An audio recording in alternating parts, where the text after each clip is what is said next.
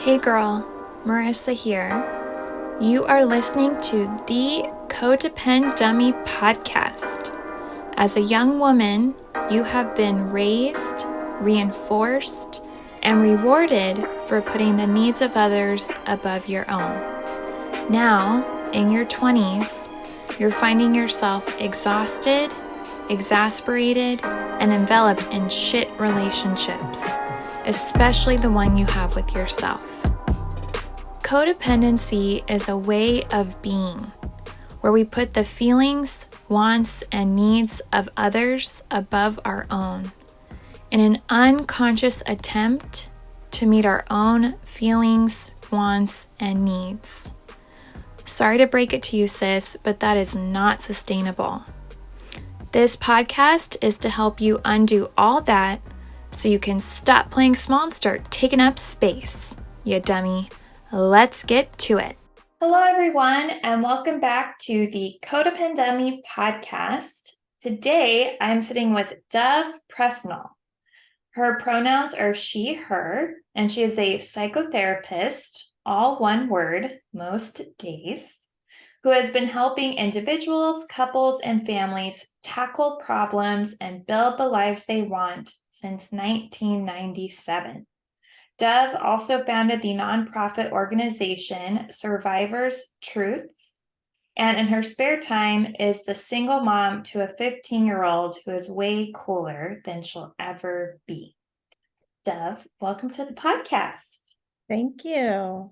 Thank you. All right, so let's start with the typical two questions, Dove. I'm curious, number one, how do you conceptualize codependency? So the way I think about codependency is when someone's sacrifice for someone else is not having the effects that they would like it to have, and it's causing problems for them.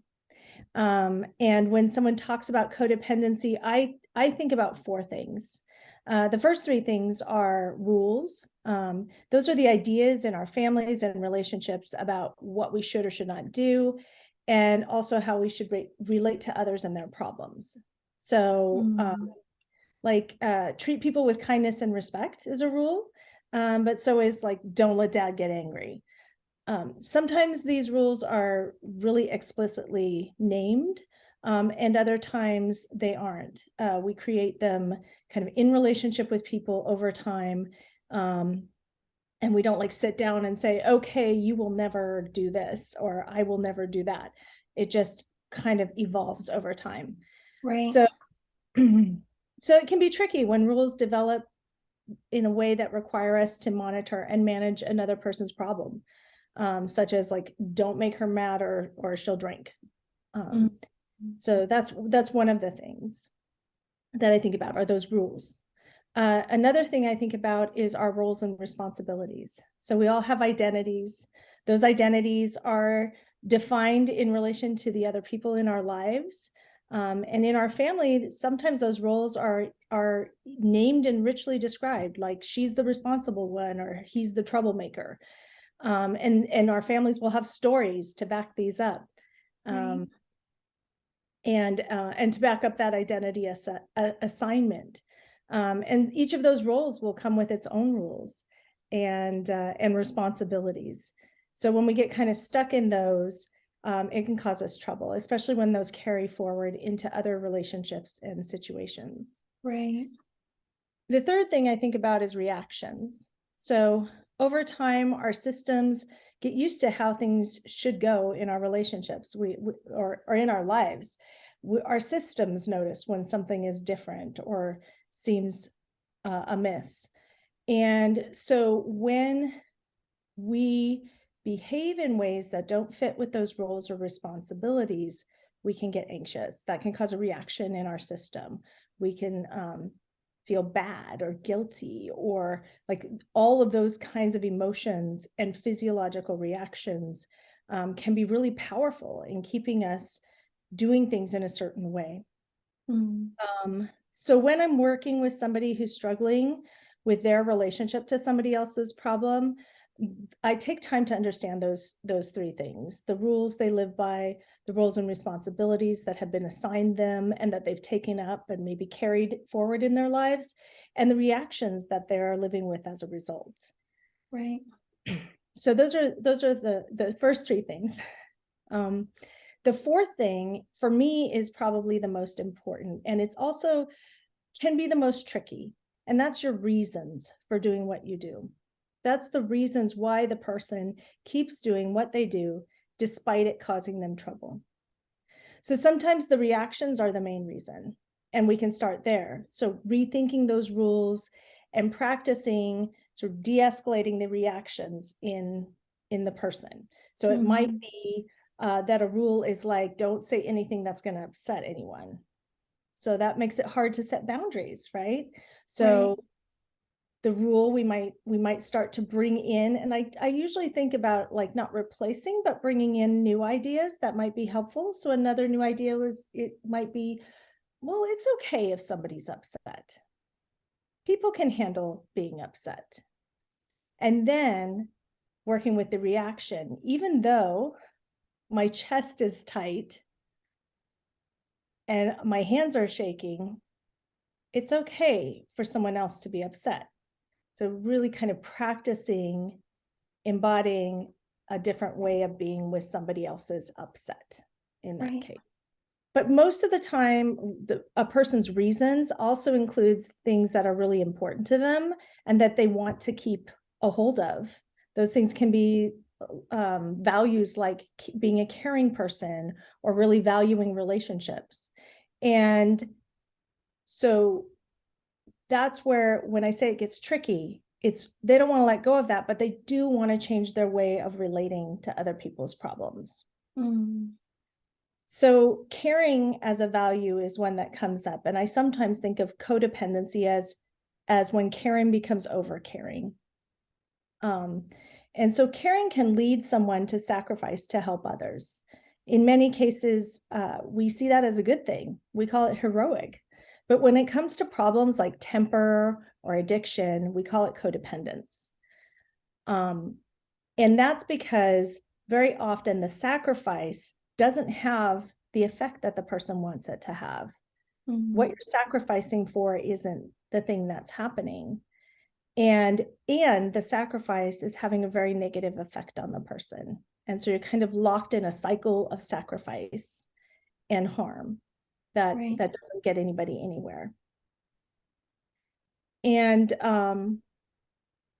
so sacrifice can become a problem when caring for another causes harm to the person doing the caring without having the impact they are sacrificing themselves for, when it goes on too long, or when it takes too much out of the person. So when someone comes to me with this kind of dilemma, I think about helping them to renegotiate their relationship with caring and sacrifice for their own well-being, but also to do this in a way that honors their values and intentions. Right. What does it sound like? Well, I'm curious, Dove, if you can come up with 2 examples of what sacrifice for someone else is having the effect they want. And then, what it sounds like when people do come in and their sacrifice for someone else is not having the effect they want. Sure. I mean, I think it's pretty safe to say that none of us would be here if someone else at some time hadn't sacrificed themselves or their comfort, their in the moment well-being on our behalf. Like anybody who has had parents or been a parent has experienced this. We sacrifice ourselves all the time for others in ways small and large. So it might be, I really want to go out with my friends, but I know my grandmother's lonely. So I'm going to sacrifice going out with my friends and go spend my time with my grandmother. And that has the effect of lifting her spirits. I get to feel connected to her. That's a wonderful sacrifice, right? Right. But if the sacrifice is, I can't travel because my partner will use if I travel. And so I'm sacrificing my career, I'm sacrificing the things I want to do to try to keep them from using, then that sacrifice may or may not be helpful. Maybe over the short term it is, but if it's, I now have responsibility for whether that other person does that thing, that just sets up a cycle of sacrifice and disappointment and harm, in my experience. And you sense that continuing to sacrifice in that situation often breeds codependency, or that is codependency. Well, I mean, that's where caring can become unhelpful. And so when I'm exploring this with people, I will ask questions like how and why caring became important to them. Maybe how and when caring being offered by others has supported or helped them. What was that like? What was happening? Thinking about the times when offering caring has been meaningful and impactful, when that sacrifice has paid off. And then other times when caring and sacrifice maybe went too far for them and caused them harm. So that gives a context for this particular situation. Right. But this is not like, I'm going to change my behavior with this person and fix that, and that's going to fix everything. It's more really exploring the relationship with caring and sacrifice and their values around that. So right. To me, there isn't kind of one line, like a line that crosses into codependence. We might look at if and how this situation is similar or different to those past experiences. I might ask why it's been important to bring caring into this situation, about their hopes for that person, their relationship, the future that have them sacrificing to try to help. And also what's getting in the way of that caring and sacrifice having the effects that they'd hoped. So that gives us some information to assess, like, does it make sense to keep doing things in this way for them? Looking at how the sacrifice is harming them. And then that lets us, they're defining that for themselves so that then we can talk about, well, what limits do you need to put on your sacrifice in this situation? How might putting limits serve their own hopes and visions for that person, that relationship, the future? And I found that really helpful. And it really does, approaching codependence in this way for me. I mean, if you're listening, you're not seeing me. If you're on video, you're seeing I'm a middle-aged white lady. Like, I come from a whole set of cultural assumptions about individualism, and my cultural background highly values individualism. So I could run the risk of really imposing some ideas on people if I'm not careful. So exploring these ideas of caring, sacrifice, relationship in this way holds space for people to hold on to the things that are important to them, especially if coming from different cultural backgrounds. Right. So, that's been really helpful. And I've had situations, I'm thinking of somebody I've worked with recently who had a family member who was having a real problem, and yet they kind of kept engaged. And so we were able to unpack that around cultural values, and the importance of family and the importance of holding space for people. And then we could talk about, well, what did she need to do for herself? What kind of support did she need to do to sustain that?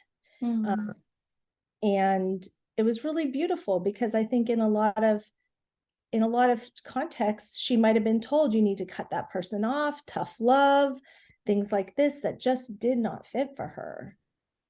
That were just like, that would be harmful to her to do. And by holding that space and really going to, well, what was her need in this? She was able to get more support. She was able to set some boundaries and, but not cut the person off in the way that some, codependency books might recommend. And it took some time, but that person turned a corner. and their relationship really changed and deepened, and where that person is now somebody she feels like she can count on. Wow. So to me, that's a beautiful example of how approaching even something that from my perspective might look like, oh my God, that's terrible. Like, you got to stop that. I have to check myself and start to ask these questions to understand and center our work on what that person's hopes and vision is for that person, the relationship, and their future. Mm-hmm. It is not one size fits all. For sure. Right. One rule to cure codependency fits all codependence. Mm-hmm.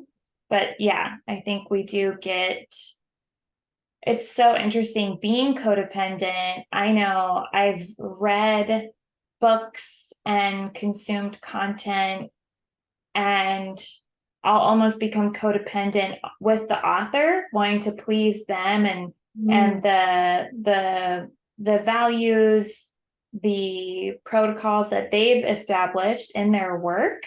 And so then I'm trying to implement that in my relationships. It's not necessarily aligned with me or where I'm at or that particular relationship. And so then I'm anxious because I'm not meeting the authors, their authority and what they espouse as healing. And now I'm trying to apply it to this relationship and it's not really working. And I'm just this hot codependent mess. So I appreciate the nuance that you try to tap into and navigate.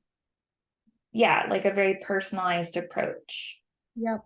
Mm-hmm. Those books and things can be great resources, so some often I don't have a lot of books that I recommend on codependence specifically. I like Gottman's work, and I recommend John Gottman's The Relationship Cure a lot to a lot of people, because it helps a person unpack kind of their own learnings about relationships and their kind of default responses to other people, and to take kind of have more agency over that, and make decisions, like actually make decisions. But I have people come in all the time and they're like, oh, I read this book, and so that's great. If we look at books as information, right, may or may not fit this current situation, then they can be really rich resources. But I also hold that no expert is an expert on your life. I will never know as much about anybody's life as they do about their own. And so I take up the position that, I really try to avoid giving advice. I see myself as asking good questions. My job is to ask good questions and to share information, but also to hold that information a little bit lightly, kind of like, here's a menu. What sounds good? What will fit with you and for your life? Yeah. Yeah. I'm curious, Deb, do you have a codependent experience or relationship from your own life that you can share with us? There's a story that I find somewhat amusing that my mom will tell to this day, that I was 3 months old. She was walking around in a grocery store and she had me on her shoulder like this. And this random woman came up to her and told her that I had saved her life because she had decided to end her life. And I don't know why, having made that decision, she went to the grocery store, but she did. And she was walking behind my mom and I was looking at her, and I don't know, like telepathically, like convinced her not to do it. So to me, that's kind of a funny story, because I'm like, come on, I was a 3-month-old infant, like I could barely focus my eyes. But those kinds of stories have been told since even before I was born. And so that role has had a really strong hold on me for my life, and has probably led me to develop empathy and caring skills that I'm sure served me as a therapist. Maybe I wouldn't be a therapist if those stories hadn't been told. But it has been problematic in some of my family relationships. And so when you sent me the questions and I was thinking about that one, I was thinking about a family member I have who's super controlling, super sweet in a way, but also very controlling, not through any kind of violence, but emotionally. And so you can either agree with her or it is bad. It's like bad. So like if she were to say, wow, look how purple the sky is, and you were to go, it's not purple, it's blue, she'll just like lose it, go on a rant about how you're wrong and tell you about all the research she's done on this. And she's read every book ever when she gets in this mode, and on, just like until you're like numb. If you stand your ground on something, she'll be like, okay, well, maybe we shouldn't talk, and she'll like do the cutoff thing. And she also will like gaslight like crazy. So if you don't disagree and then later comment like, oh yeah, the purple sky was so pretty today, she'll be like, what are you talking about? The sky isn't purple, it's blue. So it's a little crazy making, right? So that's like a kind of hypothetical silly example. But it kind of, that sensation of kind of being jerked around and having to kind of go along with whatever gets thrown at you is has been like my experience of that relationship. And she's also really disrespectful of other people, in the name of telling her truth. She'll be actually really abusive. And she believes and says that she sees things more clearly than other people, and she will say things, really hurtful things, very loudly without caring how it affects other people. So despite all of that, she's been an important person in my life. And so throughout my 20s and early 30s, I really wanted to be close to her. I really went out of my way to maintain that relationship and just to kind of roll with the punches. But then I had my son, and having him changed my perspective, because I remember having a conversation with her where I just stopped and I was like, in my mind, I'm like, I do not want to teach him to do this. I don't want him to learn how to do this from me. And so I started to try to, it made me realize that I couldn't continue the tactic of sacrifice, in terms of sacrificing my own reality and integrity in order to stay connected with her. And I didn't want my son to learn to normalize compliance with harmful strategies of control. I didn't want him to do that. So I tried other ways of relating to her, to set some simple boundaries and things. And she really, like, she couldn't tolerate it. So ultimately I had to just take a step back, and with as much love as I could, say we're better off. Both of us are better off not having contact. That's really sad, and it was really, really hard. But I know it was the right thing to do. And that's one of the things that comes up in therapy a lot, is people are like, it feels so wrong to do something different. How do I know if what I'm doing is right? And I think that's different for each person. What the knowing that it's the right thing to do can be different. For me, what I've come to learn is when there's relief, even with the difficulty and the guilt and other feelings that might come, when relief is there, it's telling me, yeah, you're going in the right direction. So it's been almost 15 years now, and to this day, I just feel relief. And when I think about re-engaging, or I have over time tried to re-engage in different ways, it's been very clear that would be just harmful and not have the effects that I would hope. So that's kind of my personal story. Wow. Yeah. So I'm hearing some rules that were roll with the punches. That was a rule. In that relationship. Mhm. Yes. Yeah, go along with the mood, oh gosh, I forget how you described, but yeah, just go along with it and sacrifice my reality and my integrity to maintain this relationship. Yeah. Mm-hmm. That was the sacrifice that I was making. And I realized that was too far.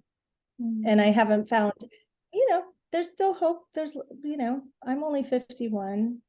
She's only 64. So we have some life left. Maybe we'll find a way to share time and space without that being a requirement. Mm-hmm. Yeah.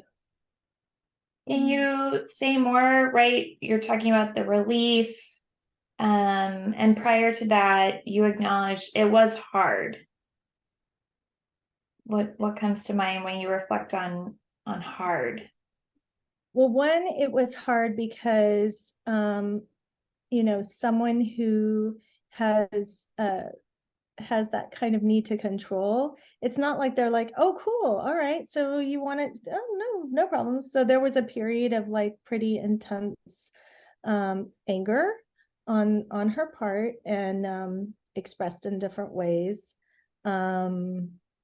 and so that was hard. That's never pleasant, and it was hard to let go, those hopes for the future, right? People make sacrifices because there's some idea of what that will mean.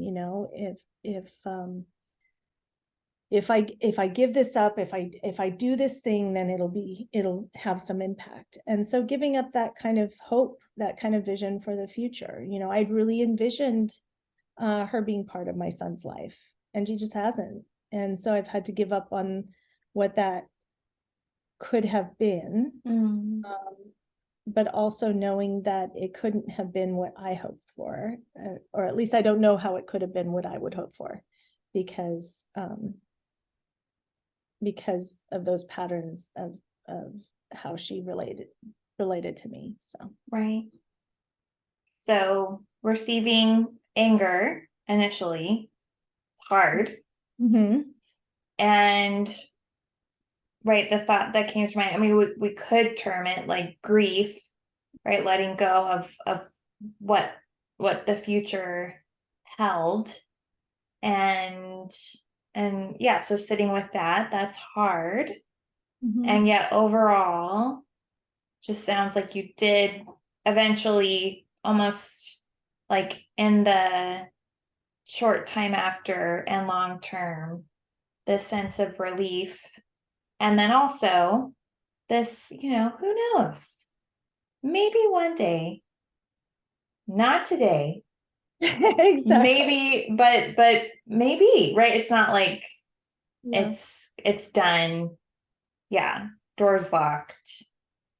People, one of the most beautiful things, I think, one of the things that I really have been a bit surprised by as I've gotten older, but I love, is that we get to keep growing and changing for our whole lives. And I had a pretty, what you would probably call, codependent relationship with my mom growing up. I was really responsible for her, taking care of her in a lot of ways. And when I got pregnant with my son, she wanted to come and help. And my reaction was like, oh my God, no. Like, that was my honest reaction, was like, that's going to be terrible because I'm going to have to be managing her while I'm doing this. So I had friends like lined up to run interference. But what had happened, she and I hadn't lived in the same place for a number of years. And so I hadn't spent much time with her, and she had done her own work. She had been working with a therapist, and she showed up and was so supportive and in really appropriate ways. And we still have moments, and old habits flare up from time to time, but today we actually ended up buying a property together with 2 little cottages on it, and my son and I live in one and she lives in the other. I could never have imagined that, ever. Right. 16 years ago, there was no way that would ever happen. And it did. And she was 70 when he was born. So she was 70 years old. And in it had been maybe 3 years since we had spent a lot of time together. And in that 3 years, she grew and took up different ways of being and responding to things that made that possible. So that's just always, there's always hope for me of I'm going to take care of myself and I'm going to hold that space. That's maybe one of my values, that I'm going to hold that space that someone else might be able to step into if they want to. Yeah, I appreciate that. I think working with young women, and even sometimes in my own experience, a rule, not so much a rule, but I think an unquestioned belief was, you can't teach an old dog new tricks. And also, yeah, you can't change people. You honestly cannot. And also, yeah, one of my favorite authors, her mom's in her 90s, and her recent blogs have been all about this new woman that her mother is. She's coherent, she's active, she's engaged, but and she's writing I cannot believe my mom is having an awakening in her 90s, but yeah, she never would have thought. And so I really appreciate, it's just important. I think a lot of listeners are trying to change. We'd hope people would change. I think we're here because they're not, but also holding that tenderness or that compassion that, hopefully one day, I'm not going to spur it, but who knows? Yeah. Well, I will say that for people who have come to me with these struggles around knowing where caring crosses into overcaring, with really sacrificing themselves in ways that were not good for them. Sometimes, especially at the beginning, people will need to set kind of all or nothing boundaries, and that's okay. You get to also evolve as well, right? And so sometimes, I think sometimes some of the information about codependence and setting really, really hard boundaries is speaking to that in order to change a pattern, you sometimes have to really step far away from it. And I think the process of unpacking this stuff for yourself and getting more comfortable with other people being upset, and I can be okay when somebody else is upset. I can care that somebody's upset without being upset myself.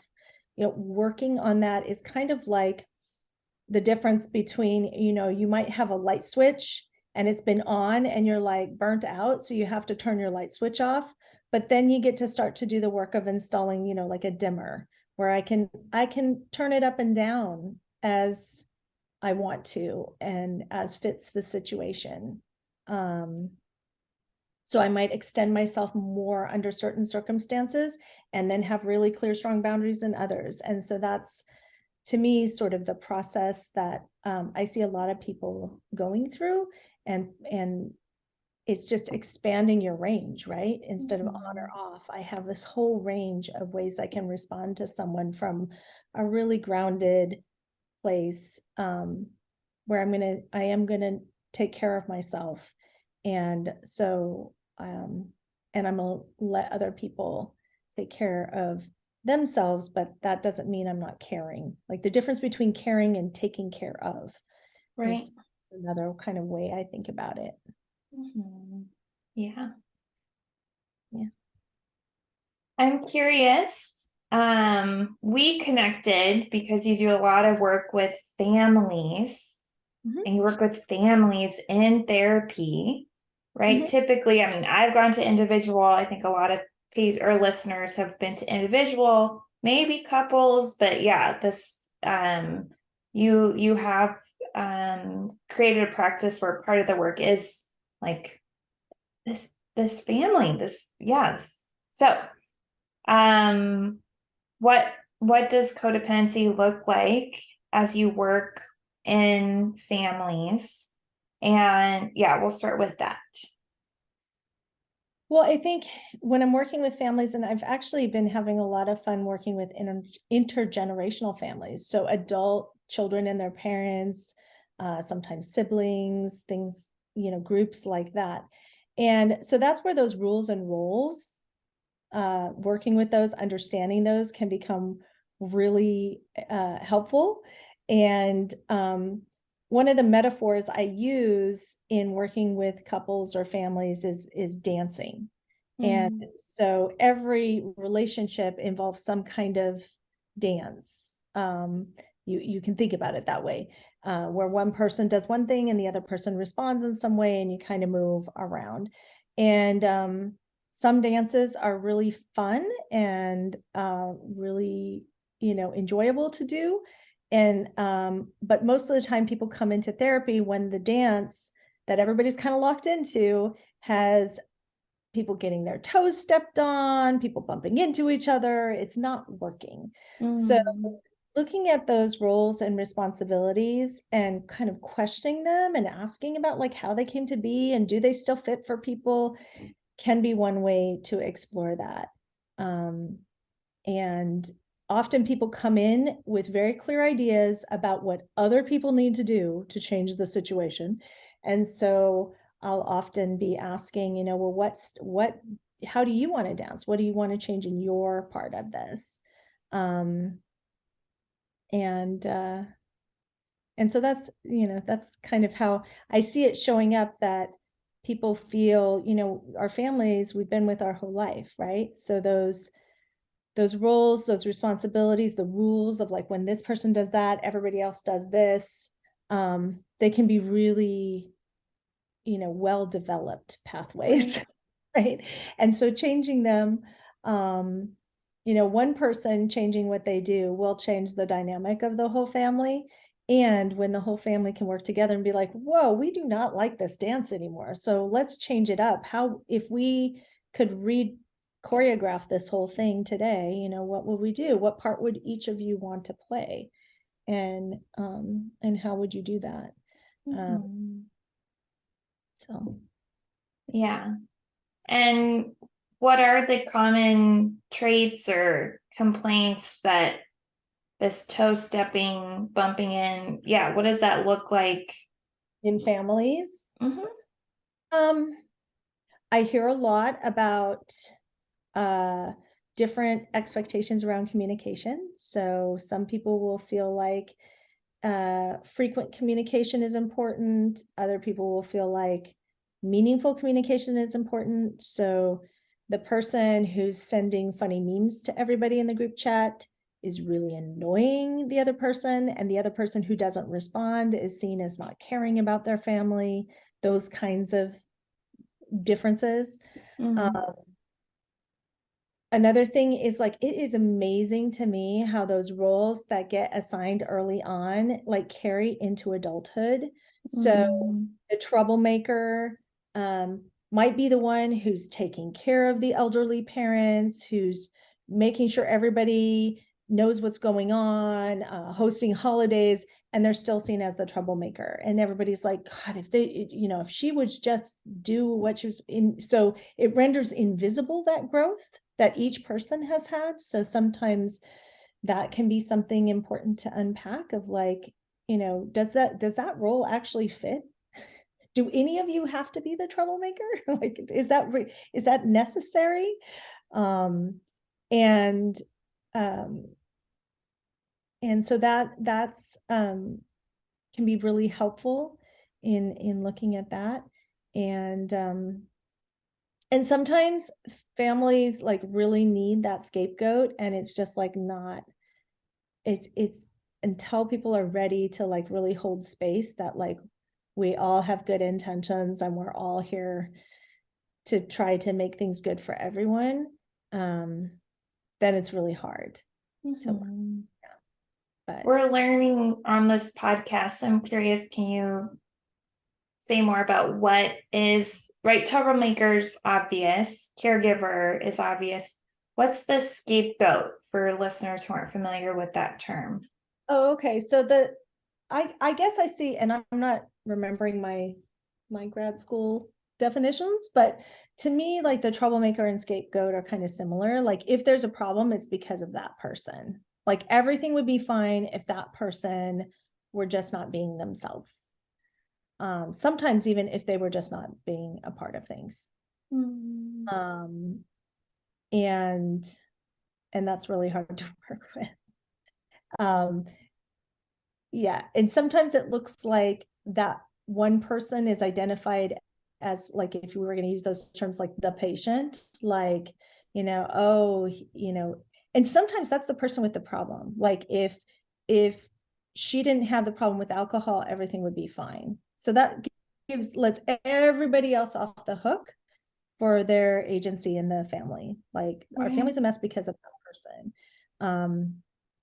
And being in that position is really confining because that's how, that's who you get to be in that family. It makes it really hard to step out of that sometimes.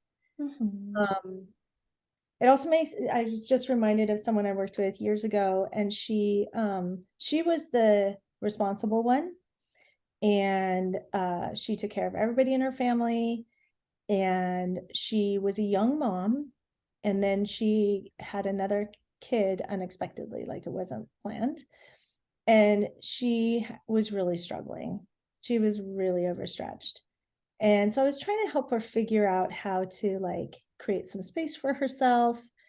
And she came in and she was so stressed out, and she was stressed out because her grandparents, she didn't have time to take time for herself because her grandparents needed to do something. It was like get their car fixed or something like that.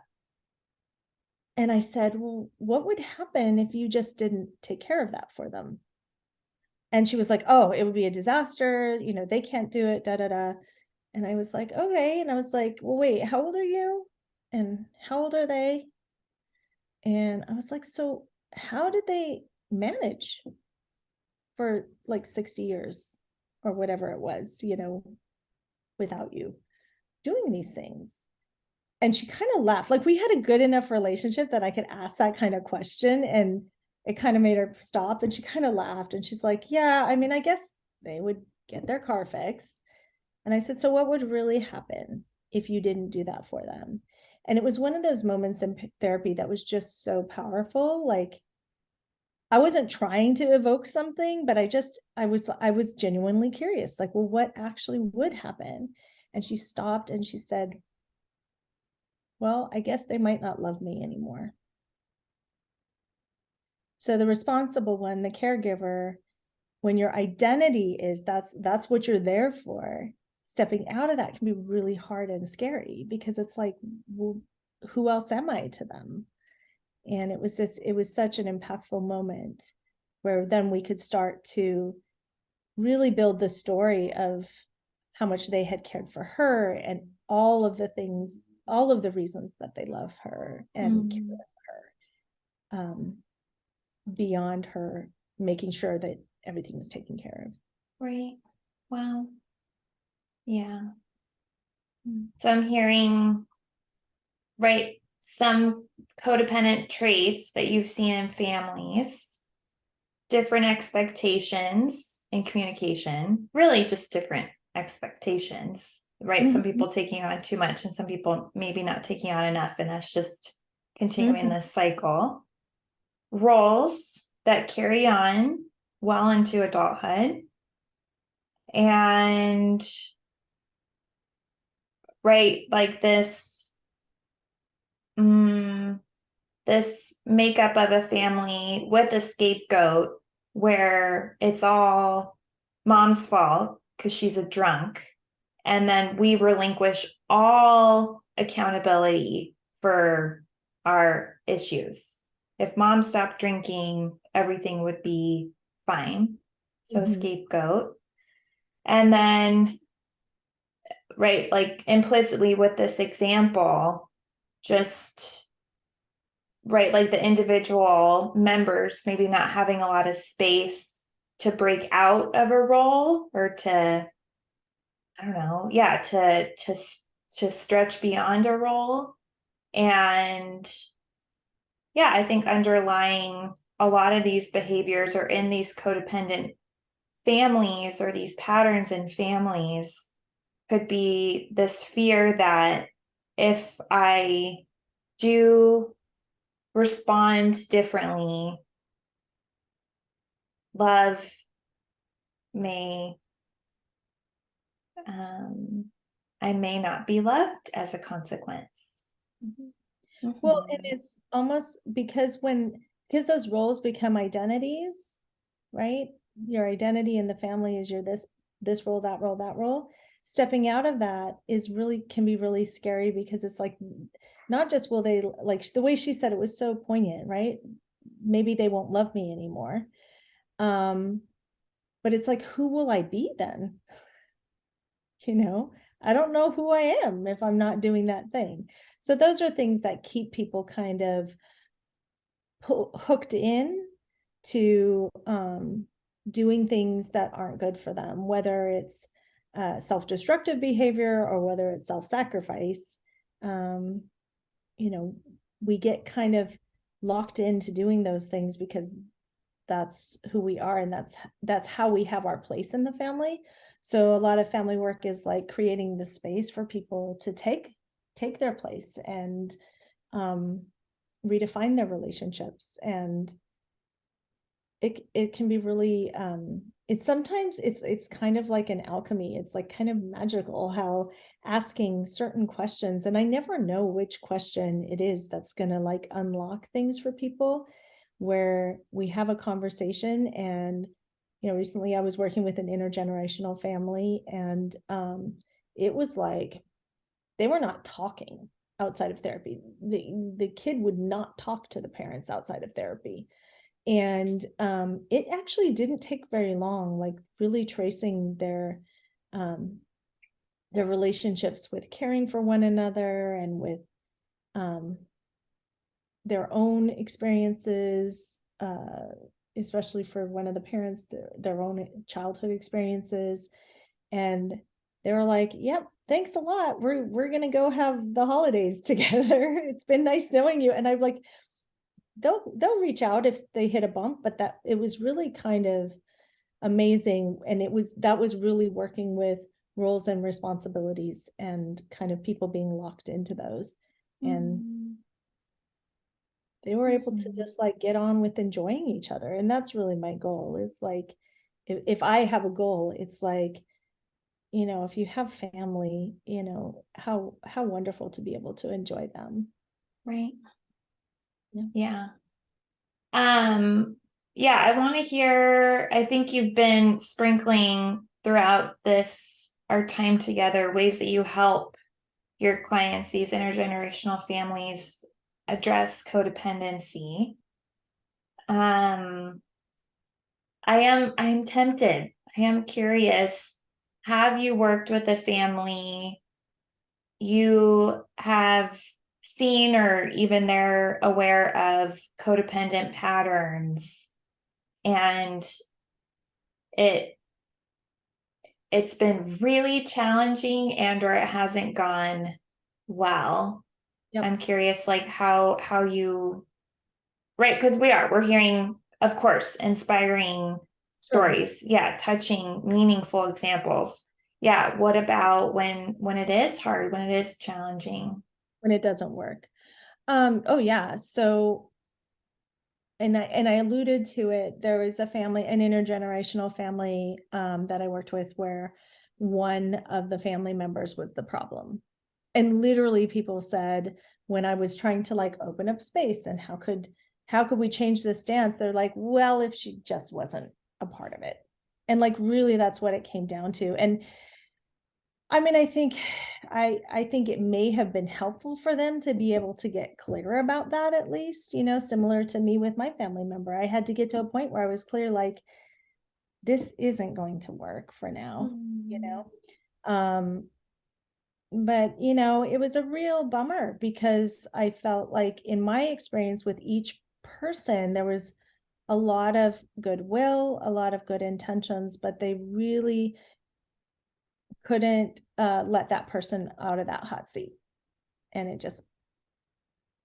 ultimately it ended up, we'd done what we could do. Right. And that was really sad to me, because as an outsider, not having all the information, of course, like I'm not an insider, but from the outside, I was like, oh, this is, you guys can do it, and that's come up a lot. I do work with couples who are splitting up and want to do it well. That particularly can be particularly rewarding and particularly challenging. And so again, it's when one or more people is not open to letting other people move around in terms of their roles, or changing the dance. They're not able or willing to do that, for whatever reason. Right. And so that's been time. Those have been hard times, in terms of the work of being,